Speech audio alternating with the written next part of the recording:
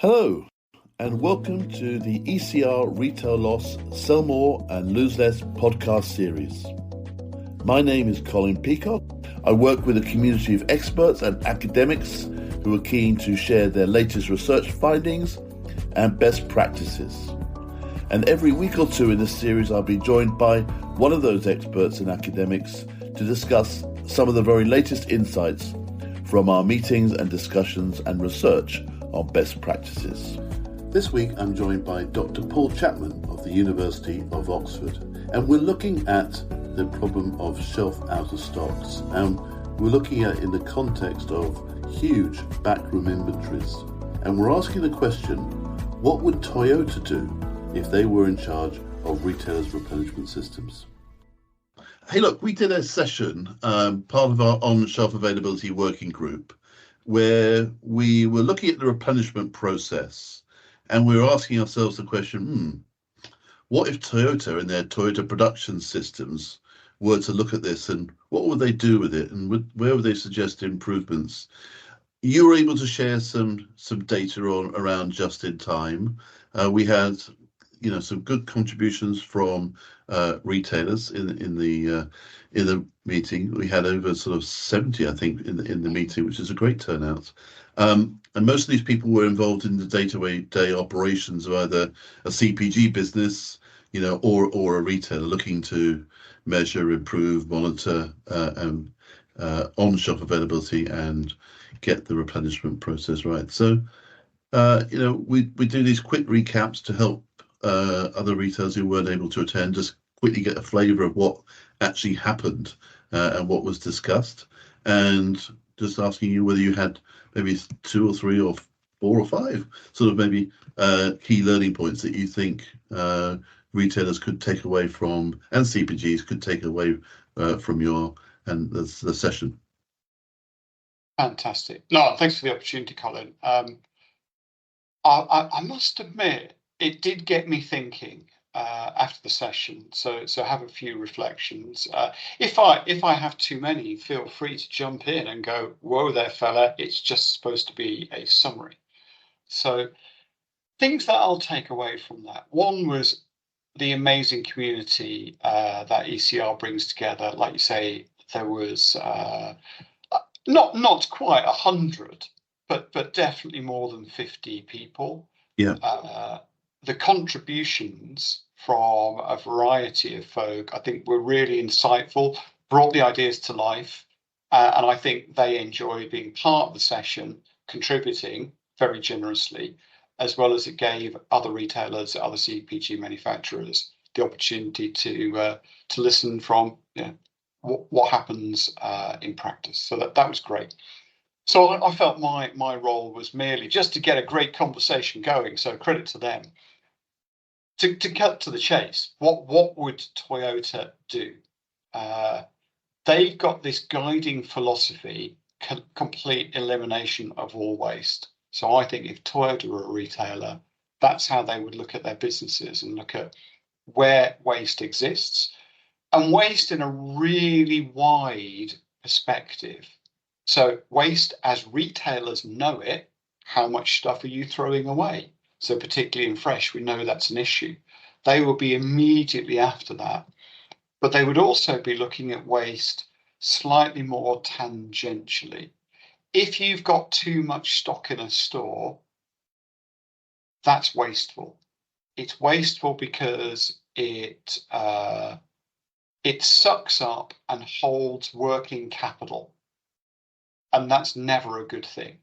So you should be lean on your capital in your organization and put it to best use. So if you've got excess inventory, that's wasteful from a capital point of view. There's waste of human effort. So things like touching product more than the minimum amount, and the minimum amount is once, then that's wasteful of human effort. And so we know there's certain things which are different. Toyota is mostly an automotive company, and some of it's difficult to read across into retail. But in retail, we know about one-touch packaging. So one of the great collaborations between retailers and manufacturers has been one-touch packaging. It's about common systems of scanning and so on. So actually, retailers have got a bit of heritage and history of reducing waste. So physical waste, waste of capital, waste of effort.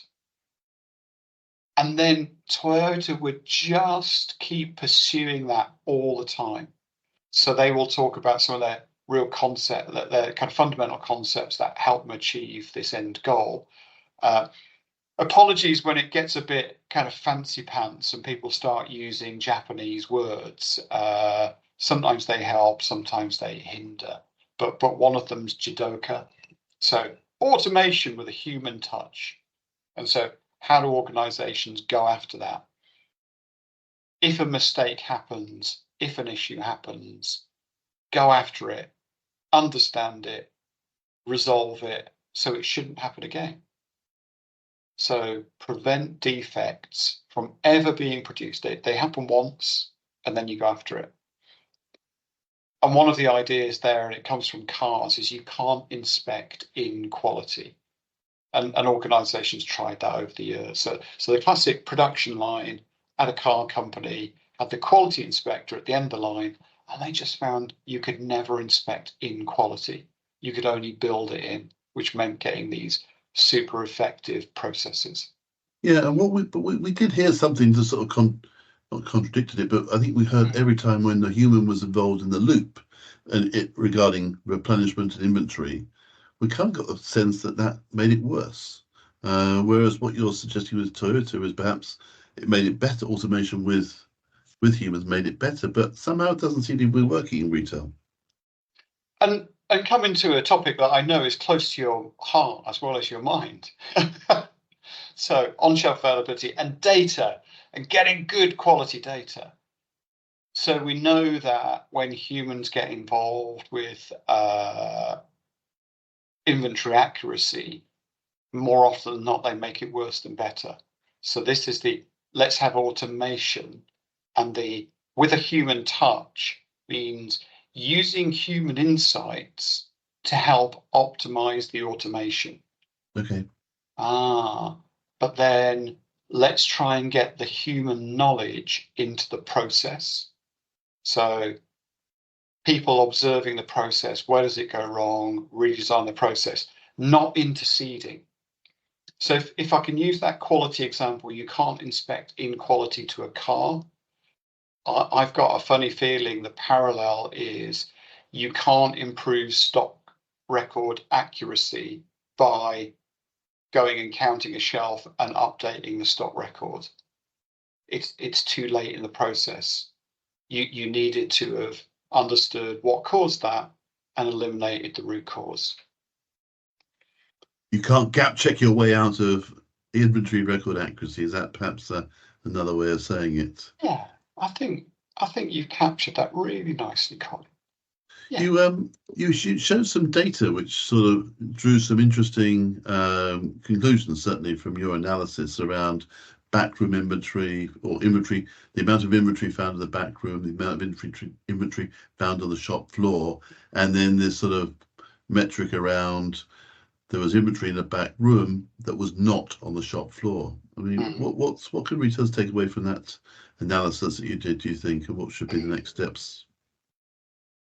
Yeah, and I think if I can connect two things, one is a set of data and another is a group of photos. So there was a sort of an all too common set of photos of the back room of one store. And you've been in those stores, I've been in those stores. Everybody on that call has been in stores where it's chaos. Is it just this store? So we go from the store we're in, and we might visit another store and another store, and even a really active loss prevention person or can only go to so many stores. And data is vital because it goes from the specific to the general. So let's look at more data that covers more times of the day. So not just the specific time we went in, that moment, that snapshot, but what's the performance of this store over the day, over the week, ideally over a year, given the retail cycle.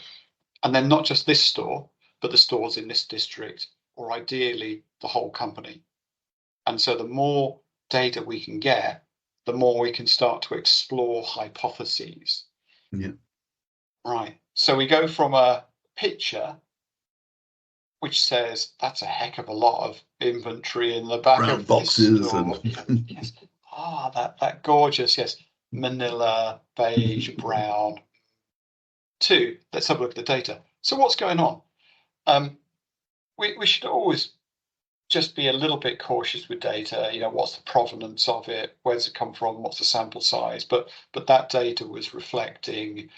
Now, I think it's 5 different retailers, 20 different stores, so 100 stores, looking across every product, and then that's supermarkets, summarized, right? supermarkets, and then summarized in 7 categories. So I got a funny feeling if you added up how many different data points there were in the millions, and then you go, but in 7 categories in 100 stores. So it's good enough to start to tell us some general points.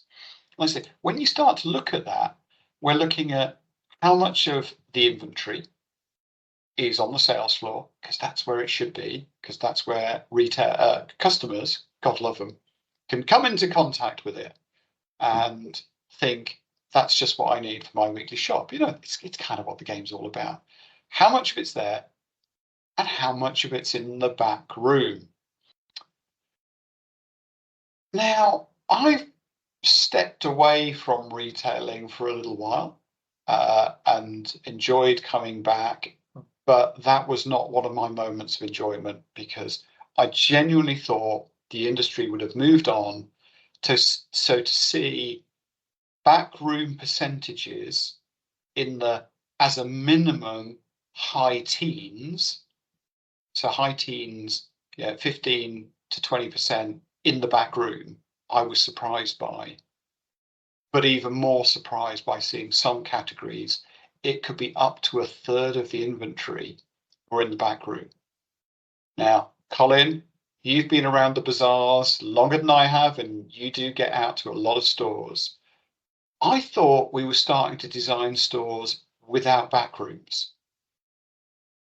And I thought those with back rooms, because some of the retail estate, it's got a few years on the clock, they were being remodeled to reduce the size because we didn't need them, because we were doing much more flow into store into shelf. And also, a bit like if you've got a garage at home, sometimes you just fill it with junk. So no, that's not allowed. Use it for something more productive. So those percentages I thought were really high. And then, as every retailer knows, the practicality of getting a store team to manage that well is a challenge. And then to be able to pick from it is a challenge. Every box that's in the back of a store is likely to get lost, get mislaid, get damaged, go out of date. There is nothing good that comes from stock in the back of a store. So what would Toyota do?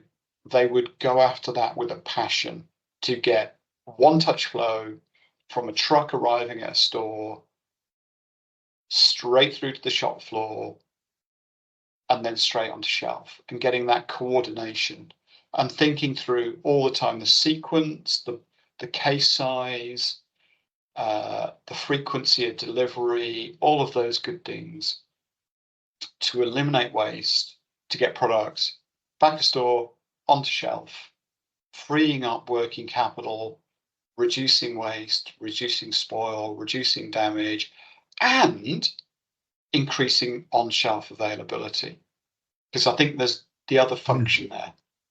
I think we need to wrap this up in a minute, but I think what when you made this point, it's clearly a good call to action for the industry, but there was a certain amount of, I guess, frustration from the people on the call, which is that we've been trying, Paul. It's not like we want it like this, and don't you realise that we are good people after all?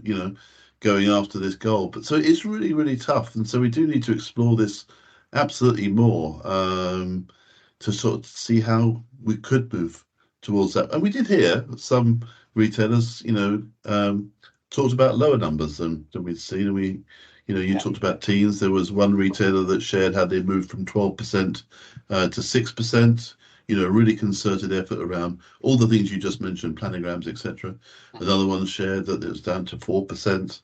So I think this is becoming a metric that people are going after, but I think it's a big slog, and we need to go, help them as much as we can, I suppose. And Colin, if I can just pick up on that, there's lots of hope here because, like I said, there's some retailers that are doing that corporately. Within every individual retailer, there'll be some categories that are better than others, and it's worth going after why. How can we do it better there? And then how can we learn within our own organisation to do it better across more categories? And without fundamentally changing, no one was knocking stores down and rebuilding them or investing millions of dollars into remodeling. Those wonderful examples of kind of 12% to 6%.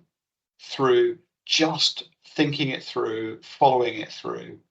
And one of the roles, I think, for really good loss prevention people and product availability people is when they engage and coordinate with colleagues within the company and then across the supply chain to produce some reasonably kind of high bang, low buck solutions.